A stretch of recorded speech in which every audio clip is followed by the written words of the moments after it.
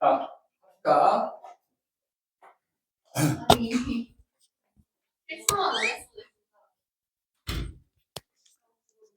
아직 우리에겐 기말이 있어.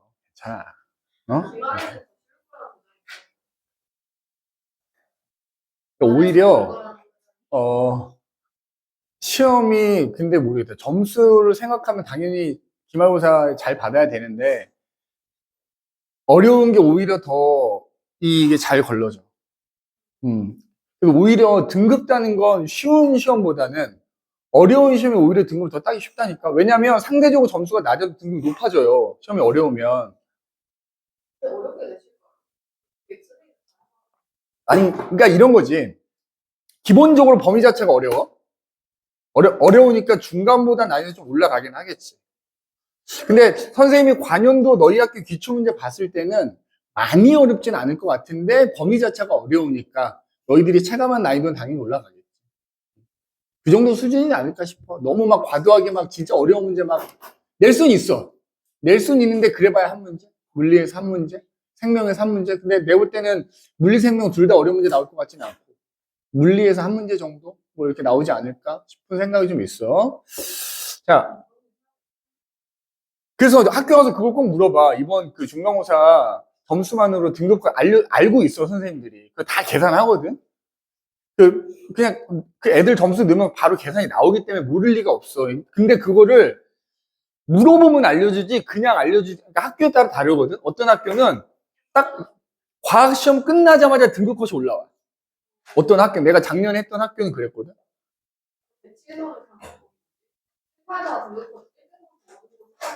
맞아. 그러니까 그렇게 학교들이 있어. 그게 넣으면 그냥 바로 나오거든. 어차피 채점이 자동 채점 되는 거라서 그 등급 컷이 오래 걸리지 않아요. 다만 너희 학교는 그럼 선생님이 알고 계시는데 애들한테 얘기를 안 해주는 거니까 그런 거는 개별적으로 가서 물어보면 알려주죠. 1등급 컷이 얼마다. 안 알려주시면 그 선생님 저 너무 궁금해서 그렇다. 내 기말고사 목표치를 삼아야 되니까 좀 알려달라 하면 알려주지.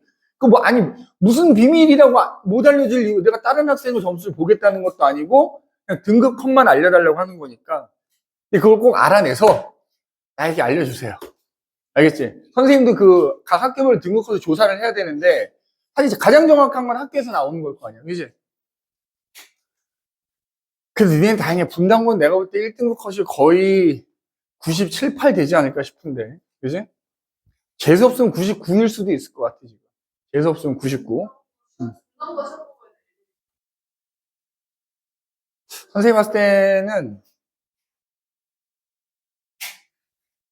잘하는 애들도 좀 있고, 시험지만 놓고 봤을 땐 너희 학교보다 시험 문제보다는 조금 그래도 어렵거든?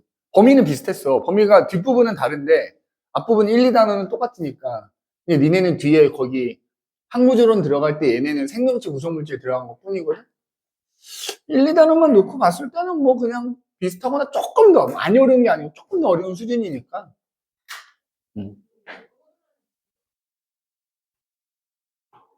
자, 그럼 일단 요거 이어서 해봅시다. 하여튼 기억력이 문제라니까. 근데 하나씩 까먹고 지금 내가 세인이 시험지에 꽂혀가지고 분필을 안 가져. 분필을. 자, 그래서 요거 중력의 크기. 지구가 물체를 잡아당기는 중력의 크기는 요렇게 구할 수 있다는 거예요. 이렇게. 물체의 질량에다가 중력 가속도라는 거 곱하면 그게 그 물체에 작용하는 중력의 크기다 이렇게 보면 되는데 그럼 봐봐. 얘는 어쨌든 상수잖아.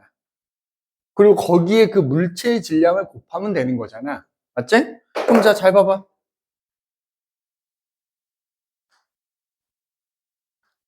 지상에서 잘 보세요. 어떤 물체가 떠 있어요, 이렇게.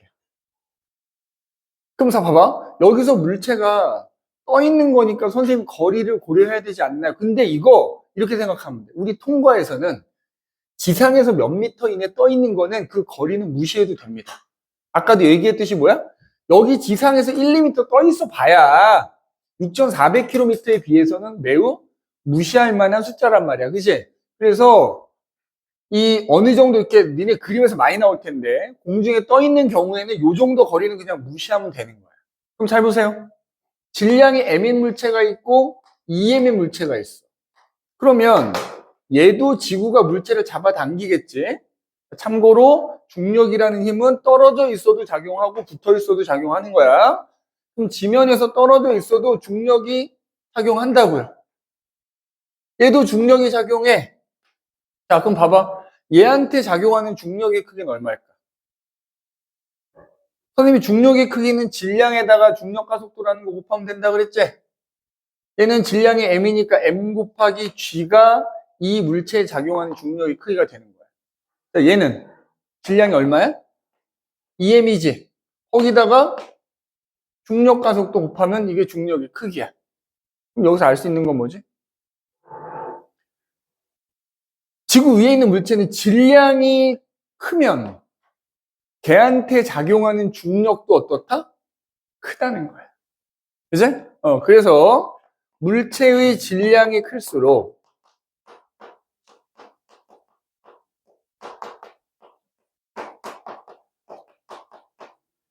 그 물체에 작용하는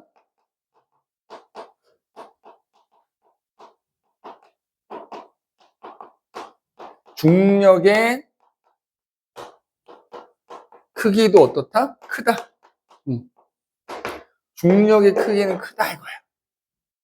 중력의 크기는 질량이 클수록 그 물체에 작용하는 중력이 큰 거예요.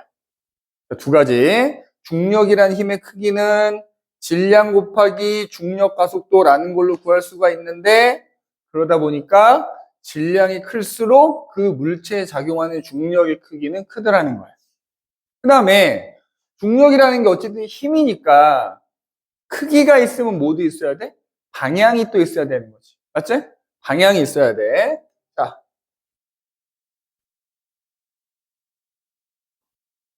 그럼 사실 이게 만유인력도 같은 얘기인데, 이 서로 잡아당기는 힘은 있잖아. 어디를 향해 잡아당기냐면 서로의 중심을 향해 잡아당기는 거야. 그지? 그럼 봐봐.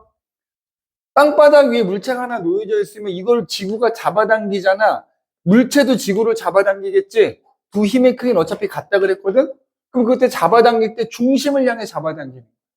근데 우리가 통상적으로 중력구는 보통 얘를 지칭한다 그랬잖아. 그래서 지구가 물체를 잡아당기는 중력이라는 힘의 방향은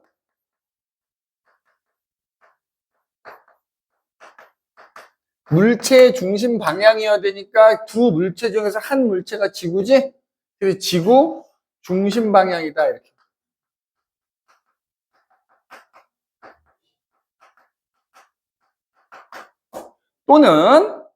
또는 자, 우리가 이 그림에서는 지표면이 결국 이 원의 접선에 해당된다 그랬잖아. 근데 원의 접선에서 원의 중심으로 내린 수선의 발은 항상 수직이잖아. 그러면 만약에 지면을 기준으로 중력을 얘기하자면 중력은 항상 지면에 대해서 수직 방향입니다. 수직. 그래서 중력의 방향을 표현할 때 두 가지야. 첫 번째는 지구 중심 방향, 또 하나는 지면에 대해서 수직인 방향. 이걸 다른 말로 연직 방향 이렇게 얘기해요. 그래서 특히 생각보다 이 중력의 방향을 많이 틀리거든. 이게 그림에 따라서 달라요. 잘 봐. 만약에 둥근 지구 모양이, 니네 생각을 해봐. 그림에 둥근 지구 모양이 나왔다는 거는 지구에서 충분히 멀리 떨어져 있는 상태라는 거잖아.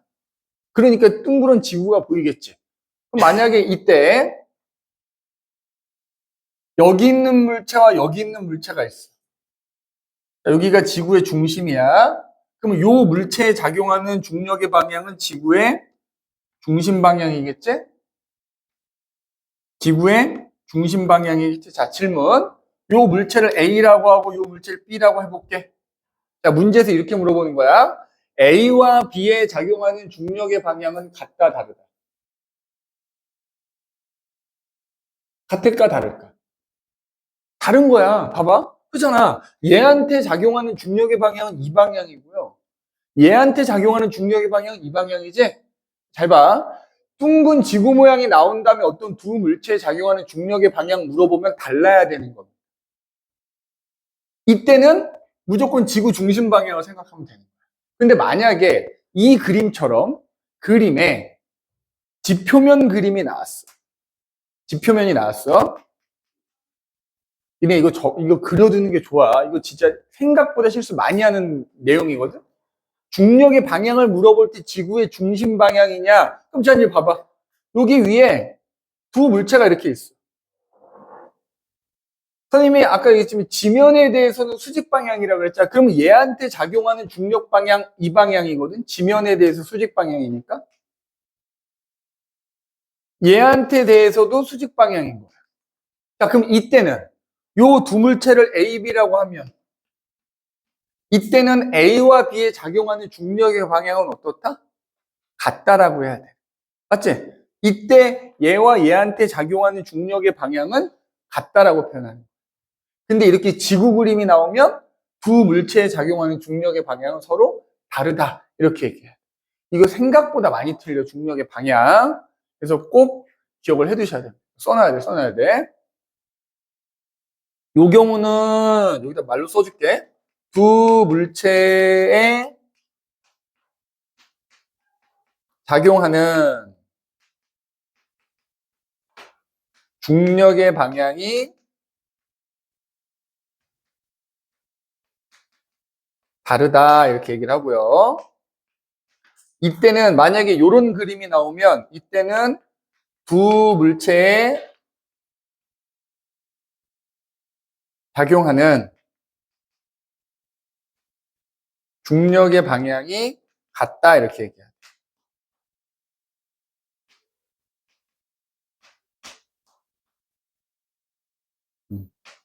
이렇게 얘기를 해줘야 됩니다. 이제 이렇게 얘기를 해줘야 되겠다. 맞지? 그래서 중력의 크기는 이렇게 구하고 그 중력의 크기는 질량에 따라 다르다.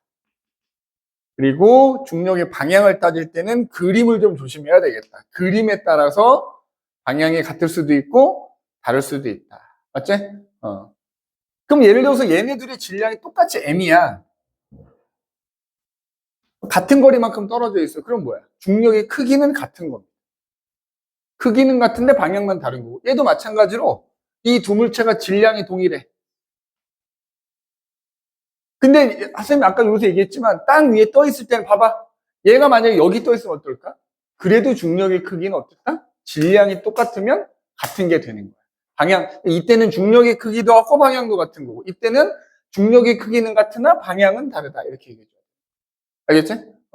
자, 그러면 그 밑에 내용을 한번 읽어볼게. 첫 페이지. 중력의 특징, 물체가 서로 떨어져 있어도 작용한다. 그지? 그 다음에 지구가 물체에 작용하는 중력의 방향은 연직 방향이다도 있지만 그 옆에 지구 중심 방향이다라는 것도 하나 꼭 써두셔야 되고, 지금 써놨을 거고.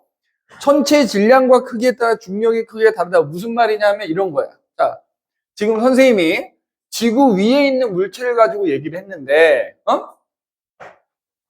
봐봐. 이게 만약에 똑같은 물체야. 똑같은 물체인데 얘를 달에 가지고 간 거야. 달에. 달 위에다가 이 물체를 놨어. 참고로 달에서의 중력은 어때? 다르다는 거야. 왜? 결국에 얘네 사이에 작용하는 중력은 얘네들의 질량을 곱하는 건데 얘네들의 질량이 다르지? 그지? 반지름도 다르고 질량도 다르잖아. 그래서 같은 물체여도 지구에서 그 물체에 작용하는 중력과 달에서 물체에 작용하는 중력은 다르다. 참고로 지구에서 중력을 1이라고 하면 이게 지구고 이게 달이면 달에서의 중력은 한 6분의 1 정도밖에 안 됩니다. 그지? 요건 아마도 중학교 때 들어봤을 거야. 그지? 달에서의 중력은 6분의 1밖에 안 되더라 하는 얘기입니다. 자, 그럼 그 밑에 예제 문제 한번 봐보자. 그림과 같이 질량이 각각 M1과 M2인 A, B가 거리 R만큼 떨어져 있다. 이때 두 물체에 작용하는 중력은 각각 F1과 F2다. 이렇게 돼 있지? 자, 옳은 걸 고르라고 하는데, 자, 보세요. 여기 M1이 있고, 여기 M2가 있어. 그 다음에 지금 얘네 둘 사이의 거리가 R만큼 떨어져 있어. 그럼 얘네가 서로 잡아당기는 힘 F1과 F2가 있대. 자, 선생님이 아까 뭐라 그랬냐면 이 F1과 F2는 무조건 크기가 같다라고 얘기했어. 얘가 10N이면 얘도 10N이 돼야 되는 거야. 걔네들을 그냥 묶어서 F라고 표현한단 말이야. 자, 옳은 것만 고르자.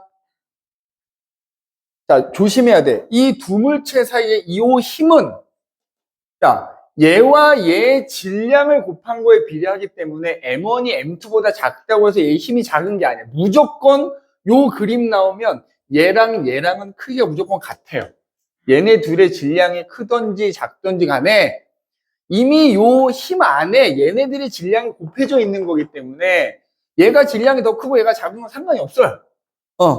그래서 기억은 틀렸다고 해야 되는 거고요. 그 다음에 만약에 이 거리가 가까워지면 어떻게 되느냐? 선생님이 아까 중력은 거리의 제곱에 반비례한다 그랬기 때문에 얘가 작아지면 중력은 커지게 되겠죠. 그제? 그래서 F1과 F2는 각각 작아진다가 아니라 커진다라고 해줘야 됩니다. 그 다음에 이 상태에서 자, 만약에 이 값이 커지면 어떻게 된다? 예. F, 중력이라는 힘 F는 F1, F2와 같은데 걔는 질량을 곱한 거에는 비례한다고 했으니까 얘가 커지면 얘도 당연히 커지게 되는 겁니다. 그래서 디귿 또 맞는 말이 되는 겁니다. 이제 그래서 여기서 옳은 표현은 기억 틀렸고 니은 틀 디귿만 맞는 말이 되겠다. 이제 이렇게 봐주시면 됩니다. 자,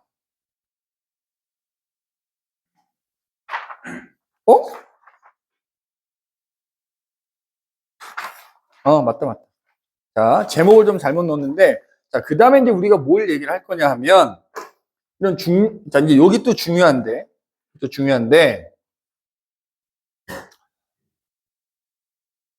아까도 이제 힘이라는 거에 대해서 얘기했다만, 이 힘하고 물체 운동하고 매우 대단히 깊은 관계가 있어요. 자, 힘이라는 거에 의해서 물체 운동 상태가 변한다 그랬잖아.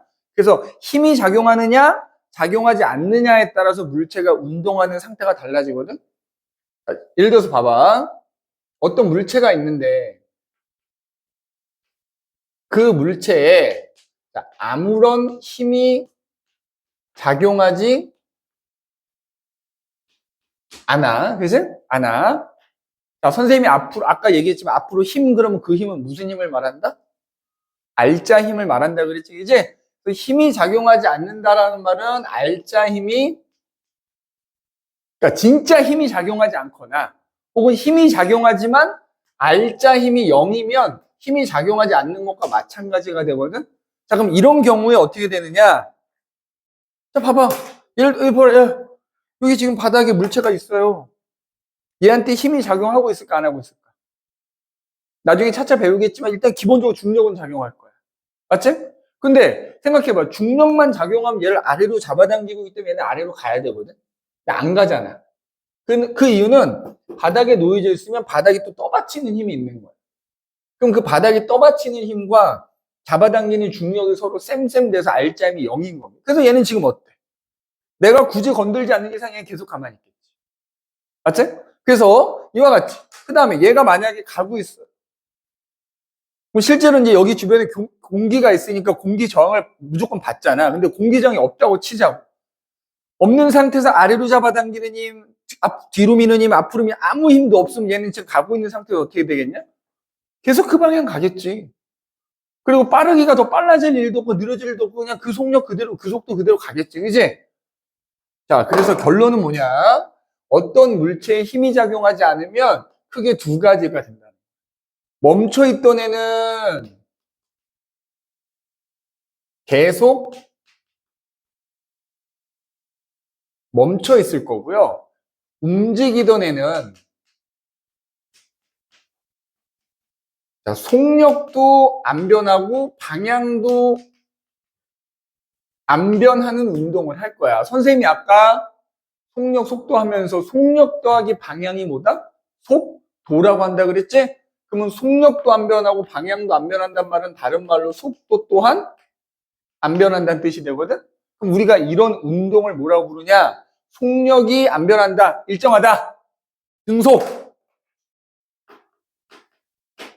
방향이 안 변하니까 그 물체가 움직이고 있는 에었다면 계속 직선 방향으로 가겠지? 직선. 운동 이렇게. 등속 직선 운동이라는 걸 하게 된다는 거예요. 힘이 작용하지 않아요. 이미 움직이고 있는 애인데 얘한테 아무런 힘이 작용하지 않으면 등속 직선 운동한다. 그 등속 직선 운동을 다른 말로 하면 등속도 운동이라고도 불러. 뭐라 부른다고? 등속도 운동이라고도 부른다는 거야. 맞지? 그런데 봐. 만약에 물체에 힘이 작용하는 거야. 일정한 힘이 작용해. 일정한 힘이 작용하잖아? 자, 그럼 어떻게 되느냐?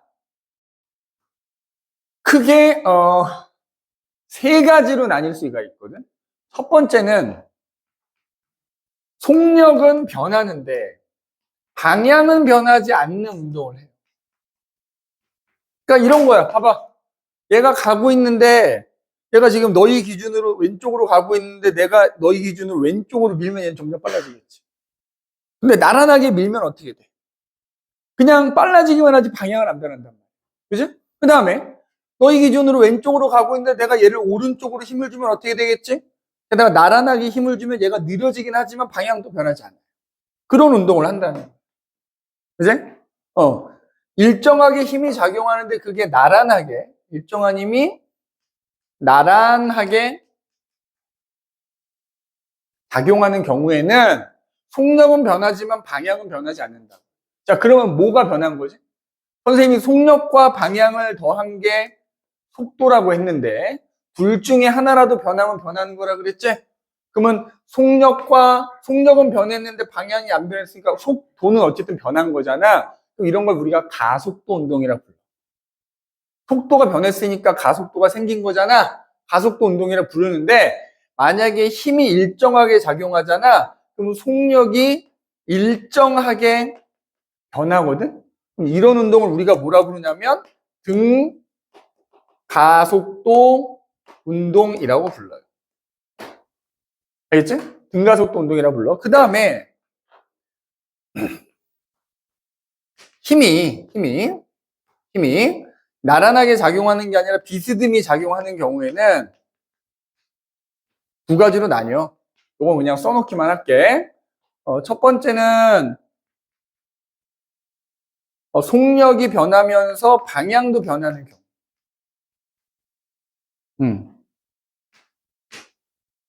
그 다음에 속력은 안 변하는데 방향은 변하는 경우. 이렇게 또 나뉠 수 있거든. 그러니까 이런 거야. 비스듬하게 작용한다는 거는 얘가 이렇게 가고 있는데 내가 얘를 아래로 잡아당기는 거야. 옆으로 가는 애를 아래로 잡아당겨 틀어지는 거야. 또 거기서 직선으로 가려고 하는데 또 잡아당겨. 또 틀어지는 거야. 그런 경우거든. 그래서 전체적으로 그 경로가 포물선을 그리게 돼서 이걸 우리가 뭐라 부르냐면 포물선 운동이라고 해요.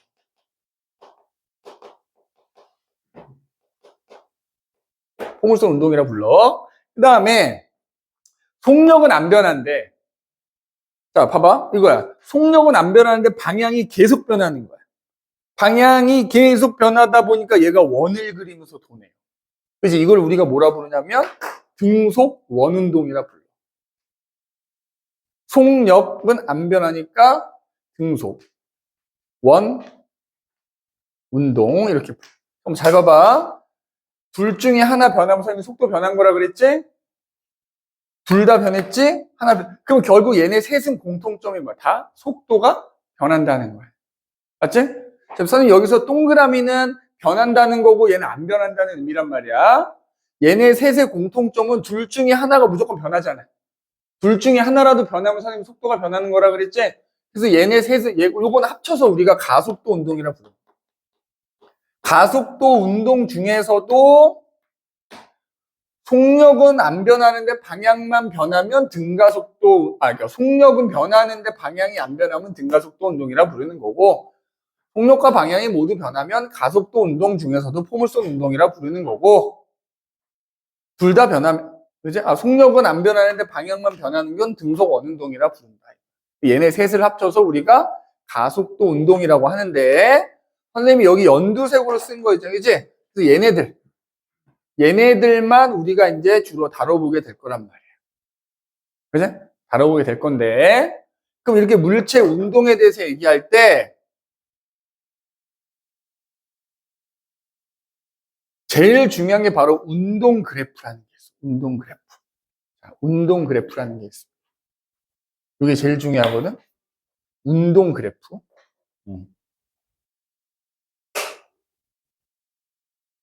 잠시만, 선생님이 흰색 분필 하나 빌려와야 되겠다. 아, 분필을 까먹어가지고. 잠깐만.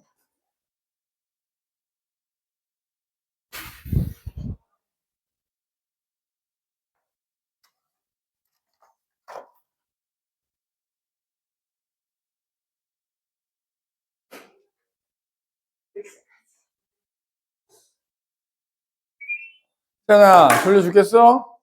응? 그렇지. 시험 끝나고 필요를 몰라주지. 그렇지? 이게 원래 그러니까 인간적으로 봤을 때는 사실 쉬어야 되는 게 맞습니다. 그지? 응? 아, 그러니까 내가 중간중간에 지금 쉬는 시간 많이 주고 있는 편이고 되게 길게 주고 있단 말이야. 그러니까 이것도 필요한 건 좀 설명하고 오늘 이거 어차피 내 계획은 이걸 다 끝낼 계획으로 들어왔으나 그렇게 되면 니들이 거의 나자빠질 것 같아가지고 다 끝내는 걸 목표로 하지 않을 테니까 그래도 중간중간에 필요한 내용을 설명하고 좀 쉬는 걸로 이렇게 합시다. 알겠지? 어쩔 수 없어. 자, 그러면 봐. 운동 그래프라는 게 매우 중요하거든, 이거 진짜 별표 100만 21개야. 그러니까 내가 너희 기출문제를 봤더니 이 운동 그래프가 나와요. 그러니까 이 지금 선생님이 이른바 역학의 기초라고 얘기한 부분이 나와. 그래서 이거 꼭 잘 기억해야 돼. 자,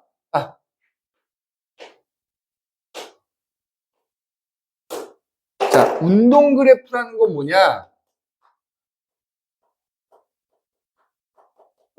자, 이와 같이 어떤 힘에 의해서 물체가 운동을 할 때 그 물체 운동 상태를 그래프로 표현하는 거야. 그래서 운동 그래프가 세 가지가 나와. 해봐. 첫 번째, VT 그래프라는 게 나와. VT 그래프. 자, 선생님이 아까 V가 뭐라고? 속도. 속도, 시간 그래프라는 게 있고요. 그 다음에 두 번째로는 ST 그래프라는 게 있고요. 세 번째로는 AT 그래프라는 게 있어요. 네, 봐봐.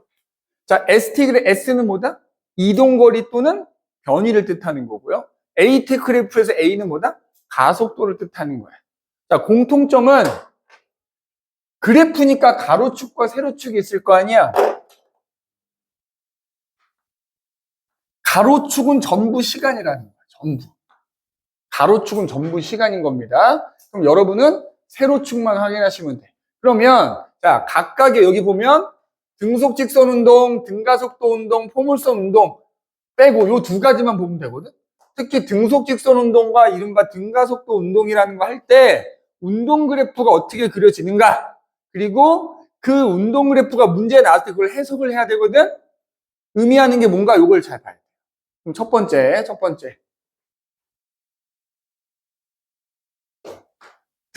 물체가 등속 직선 운동을 하는 경우에 그래프가 어떻게 그려지는가 볼 텐데 여기다 그림을 간략히 그려. 등속 직선 운동 예를 한번 들어볼게. 지면이 있어. 자, 어떤 물체가 움직이고 있는 거야. 움직이고 있는데 내가 안 쳐다보다가 땅 쳐다봤어. 0초. 쳐다봤더니 얘가 오른쪽으로 2m/s로 예를 들어서 굴러가고 있었대. 그래서 내가 이제 얘를 이때부터 시작해가지고 1초 간격으로 사진을 찍은 겁니다. 자, 1초 후에는 여기를 지나가고 있는 거야. 1초 후에. 그때 속력을 재봤더니 2m/s야. 또 1초 후에 사진을 찍었어. 여기를 지나가더래. 또 속력을 따져봤더니 2m/s야. 3초 후에 여기 지나가 2m/s야. 근데 봤더니 1초마다 한 번씩 사진을 찍었는데 간 거리가 다 똑같은 거야. 간 거리가. 1초마다 간 거리가 다. 그 얘기는 뭐야? 시간이 아무리 지나도 얘는 계속 2m/s로 굴러가고 있다는 뜻이야. 그럼 이거를 그대로 그래프로 그린다고 생각하면 돼. 첫 번째,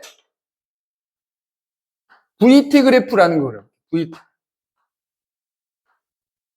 자, 세로축은 무조건 시간, T라 그랬고, 세로축은 속력 또는 속도, V를 의미한단 말이에요. 맞아? 자, 거기 보면 등속 직선 운동에서 선생님이 빈 그래프 2개 그려놨을 거야. 그 앞페이지. 거기다가 이제 요거 보고 그리면 돼. 좀 이따가. 잘 봐. 시간이 0초일 때 얼마였어? 편의상 여기 2m/s였대. 1초 후에 봤더니 얼마래? 여전히 2m/s래. 2초 후에 봤더니 얼마래? 여전히 2m/s래. 3초 후에 봤더니 얼마래? 여전히 2m/s. 쭉 이으면 돼. 이렇게. 즉, 등속 직선 운동을 하는 경우에는 VT 그래프를 그리잖아? 그 그래프가 X축과 나란하게 그려지는 거야. 얘가 속도가 더 빠른데 예를 들어 3m/s로 계속 일정하게 간다 그러면 그래프가 더 위에 그려지는 거야. 느리다 그러면 아래 그려지는 거야. 무조건 그래프의 모양은 뭐다? X축하고 나란하다. 그지? 그래프가 X축과 나란한 거야. 나란한. 자, 그런데 운동 그래프에서는 니네 무조건 이거다. 꼭 물리 파트가 아니더라도 그래프가 종종 나오잖니? 지구과학에서도 그렇고. 그래프 나오면 항상 특히 첫 번째로 기울기 생각을 해보시고요. 두 번째는 면적, 그 그래프 아래 밑넓이를 꼭 생각해봐요. 자, 그럼 일단 여기서 그래프의 기울기는 얼마지? 0이지. 그래프가 누워있으니까. 그럼 니네 그래프 기울기라는 게 뭐지? X축 변화량분의 Y축 변화량 아니야? 그럼 봐봐. X축으로 요만큼이 변했어. X축으로 요만큼이 변했어. 단지 이때는 Y축으로 변화량이 없는 것 뿐이잖아. 그럼 있다고 생각해봐. 있다고. X축 변화량분의 Y축 변화량 그래프가 있다고 생각해보자고. 그러면 X축은 시간이고요. Y축은 속도니까 속도 변화가 되는 거잖아. 선생님 아까 시간분의 속도 변화가 뭐라 그랬지? 가속도라고 그랬죠. 가속도. 자, 꼭 기억해야 돼. 여기서는 기울기 값이 0이니까 그 숫자가 없지만 VT 그래프에서는요. 기울기가 뭘 의미하냐면 그 물체의 가속도를 의미한다. 가속도. 단지 물체가 등속 직선 운동하는 경우 속도가 안 변하니까 이게 0인 것 뿐입니다. 기울기가 의미하는 건 무조건 가속도예요. VT 그래프는 기울기가 무조건 뭘 의미한다? 가속도. 그럼 밑넓이를 두 번째는 밑넓이를 생각해 봐야 돼. 밑넓이.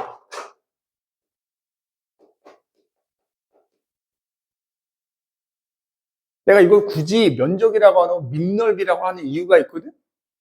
얘는 상관이 없는데 좀 이따는 그래프 아래 넓이를 말하는 거야. 그지? 자, 만약에 내가 이 물체를 3초 동안 지켜봤어. 3초 동안. 그럼 밑넓이가 요만큼이 되잖아. 요 밑넓이가 의미하는 게 뭐겠냐고.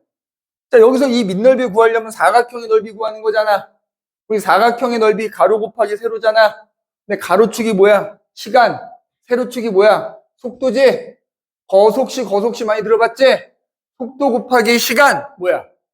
이동, 거리 내지는 변위를 뜻하는 거야. VT 그래프에서 밑넓이는 예를 들어 3초 동안의 밑넓이다 그러면 걔가 3초 동안 간 거리를 의미한다고. 이동거리. 또는 변위. 자, 선생님이 이동거리 또는 변위라고 썼지만 적어도 너희는 이동거리만 생각해도 될 것 같아. 왜냐면 우리가 공부하는 등속 직선 운동은 방향이 안 변하는 것만 다룰 거거든. 방향이 안 변할 때는 이동거리랑 변이랑, 그러니까 방향이 안 변하면서 직선으로 가는 경우잖아. 아까 선생님이 이동거리랑 변이할 때 얘기했었지. 한 방향으로 직선으로 가면, 그래서 도착하면 이동거리와 변이의 크기가 같다 그랬지? 그래서 우리가 배우는 등속 직선 운동, 물론 방향이 안 바뀌는 경우만 얘기를 할 거기 때문에 그때는 그냥 이게 똑같다고 생각하면 돼. 일단 요 두 가지 꼭 기억해야 돼. 봐. VT 그래프에서는 두 가지를 봐라. 기울기와 밑넓이를 봐라. 기울기는 가속도라는 걸 의미하고 밑넓이는 이동거리를 의미한다. 이제 이동거리를 의미한다. 그러면 두 번째 그래프는 말이야. 두 번째 그래프는 ST 그래프라는 게 있어요. ST 그래프. 자, 똑같이 세로축은 이동거리 또는 변이라고 쓰면 되고요. S지, S, 기호로. 두 번째, ST 그래프.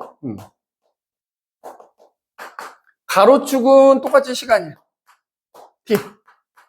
그럼 봐봐. 선생님 여기서 밑넓이가 뭐라 그랬어? 이동거리라 그랬지? 그럼 봐라. 내가 쳐다본 순간부터 1초 지날 때까지 요 밑넓이만큼 가는 거잖아. 몇 미터 갔어, 세연아? 그리고 밑넓이 얼마? 밑넓이 얼마?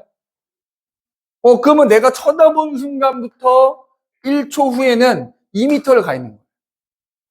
또 1초가 지나. 얼마? 4. 맞지? 아이고, 2. 4. 그지? 3초 후에는. 또 요만큼을 더 갔을 거 아니야. 2초에서 3초 사이에. 그지?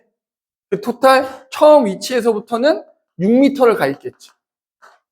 그래서 그래프를 그리면 요렇게 우리 말하는 뭐야? 1차 함수가 그래. 1차 함수. 1차 함수 형태로 그려줍니다. 맞아? 그럼 봐봐. 만약에 어떤 물체가 요건 좀 이따 얘기하자. 그럼 ST 그래프 일단 이렇게 그려줘.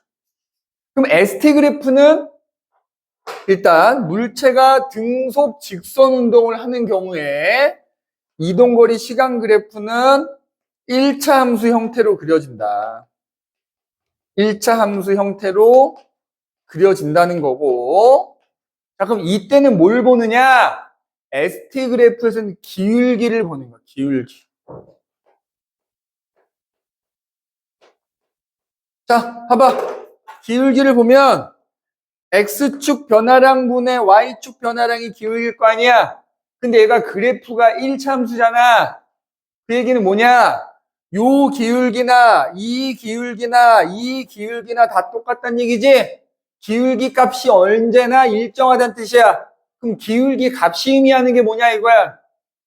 시간분의 거리가 되거든? 바로 뭐가 된다? 속도가 된다는 거야. 기울기가 의미하는 것은 그 물체의 속도라고요, 속도. 근데 방금 얘기했듯이 그게 어떻다고? 일정하다고. 왜? 1차 함수 형태니까 요 기울기나 이 기울기나 이 기울기나 다 똑같으니까, 즉 이 물체는 속도가 변하지 않고 계속 가고 있다, 이런 의미가 된다고요. 요거 ST 그래프에서는 기울기를 꼭 기억해야 되겠다. 그러면 아까 선생님이 이런 얘기 했었어. 봐. 물체가 등속 운동을 하면 VT 그래프는 무조건 S축에 나란하게 그려진다 그랬잖아. 그럼 봐라. 2m/s로 일정하게 굴러가는 애가 있는데 3m/s로 굴러가는 애가 있으면 이렇게 그려져. 이렇게. 자, 그러면 얘 어떻게 그려질까, 그래프가? 지금 요 ST 그래프가 저기 분홍색으로 그린 2m/s로 가는 경우라고 한다면 기울기가 속도라며. 얘는 속도는 일정한데 얘보다 빠르잖아. 그럼 기울기가 어때야 돼? 더 커야 되는데 마찬가지 1차 함수 형태 일정해야 되는 거지. 맞지? 요거를 A 물체라고 하고요. 요거를 B 물체라고 하면 ST 그래프 요렇게 그려진다. ST 그래프. 그래서 기울기가 큰 그래프일수록 속도가 더 빠르다, 이렇게 생각을 하시면 되겠다. 알겠니? 속도가 더 빠르다 이렇게 보시면 돼. 마지막 하나만 더 그리고 잠깐 쉽시다. 그럼 이제 세 번째 그래프는 뭐가 있다고? AT 그래프가 있다고 해요. 선생님, AT 그래프. 말 그대로 시간에 따라서 가속도가 어떻게 달라지느냐, 가속도가 어떻게 되느냐를 나타내는 그래프거든? 1초, 2초, 3초라고 해봐. 근데 선생님이 아까 여기서 뭐라 그랬지? VT 그래프에서 기울기가 가속도라며. 얘가 됐건 0초일 때나 1초일 때나 3초일 때는 기울기가 제로지? 즉 뭐야? 시간이 아무리 흘러도 가속도가 0이라는 거야. 그러면 어떻게 그려지겠어? 가속도가 0이에요. 0. 이렇게. X축에 겹쳐져서 그리는 거예요. 그래서 보통 등속 직선 운동은 요게 이제 섞여 있을 땐 좀 나온다만 등속 직선 운동만 물어볼 때는 이 그래프는 잘 안 나오기는 해요. 그래서 그럼 요것도 사실 의미하는 게 있거든. 지금은 그래프가 X축에 붙어 있기 때문에 값을 구할 수 없어서 그런데 AT 그래프는 뭘 봐야 되냐면 밑넓이를 보는 거예요. 밑넓이. 요 밑넓이가 뭘 의미하는지 좀 이따 얘기하도록 합시다. 그래서 물체가 이와 같이 등속 직선 운동을 하는 경우에는 이른바 운동 그래프 3개가 이렇게 그려진다. 그럼 잠깐 쉬었다가 등가속도 운동이라는 걸 할 때는 이 그래프가 어떻게 그려지는지 얘기를 해보자 이 말이야. 그래서 니네 거기 프린트에다가 요거 2개는 그려져 있어야 됩니다. 알겠지? 세연이 요거 그려야 돼. 여기다가 저 그래프, 여기다가 요 그래프 그리면 되는 거야. 알겠지? 그려 놓으십시오. 오케이. 잠깐 쉽시다.